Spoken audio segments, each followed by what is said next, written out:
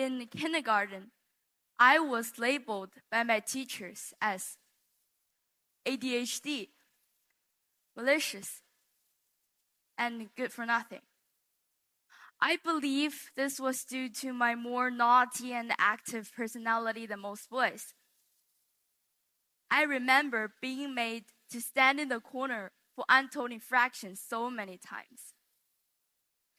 As a young child, I didn't fully understand the meaning of these words, but they had already planted the seeds of a recurring phrase into my heart. I'm not good. I'm bad. I'm no good. When I started elementary school, instead of toning down, I became even more unrestrained and bold. Quarreling and fighting with classmates became commonplace. My homeroom teacher once said in front of the whole class, "You will be a slave in the future and do not have a good temperament by nature." I have one vivid memory. After my math exam results were announced, the teacher took my paper and walked down from the podium, as if challenging an enemy.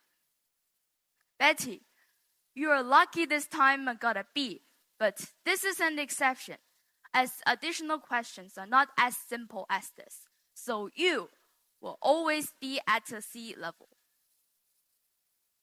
At that time, the eyes of the whole class were focused on me alone, and my self-esteem was like a raw egg thrown hard to the ground by her. At the age of 9, I could only pick up broken eggshells from the ground bit by bit. I used my remaining shell fragment of self-esteem to try my best to appear indifferent, which, of course, only made things worse. Day after day of accusations plugged me into a quagmire of others' judgments and my own self-doubt. A state of sensitivity, irritability, and emotional instability persisted until middle school. At that time, I didn't even realize that I wasn't living happily, thinking that life should be like this. After 2 years of aimless middle school, I transferred to my current school. At first, I was still haunted by the shadows of my past, but luckily, I met many sincere and kind people who helped make me more confident.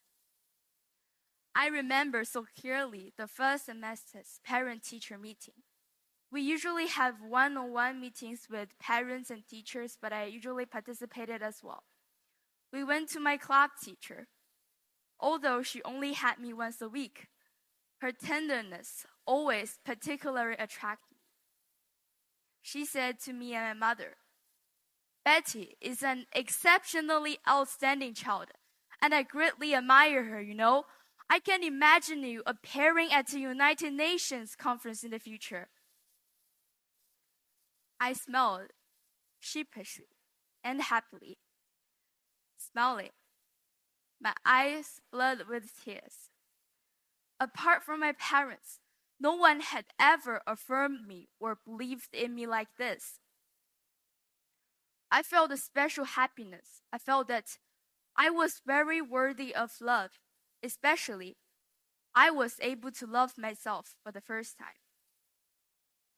I was surprised to find that I was gradually accepting my twisted and somewhat procrastinating personality. I started to value and take care of my emotions because I knew them best. People often overly abstract the concept of happiness, but it can be a very small detail in life.